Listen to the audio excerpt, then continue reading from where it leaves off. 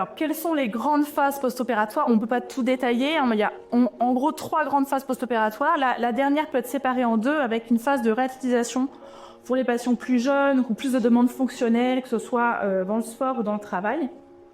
Hein, donc la première partie, c'est vraiment de récupérer la mobilité passive en élévation.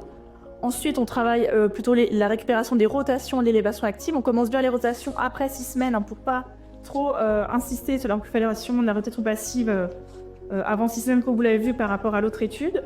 Et ensuite, la troisième phase, c'est vraiment retrouver les capacités musculaires pour récupérer de la force, de la vitesse, de l'endurance au niveau de l'épaule. On met toujours des dates dans les protocoles, dans les phases, mais en fait, ça, c'est un peu approximatif.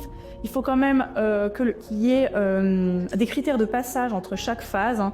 Il faut bien avoir une épaule souple pour pouvoir ensuite travailler en actif, donc ça peut être un petit peu décalé. Les seules choses dont on vraiment fait attention, c'est les critères de cicatrisation, donc pas de résistance ajoutée sur les exercices d'activation musculaire avant 3 mois, pas de corps de charge, pas d'activité intense.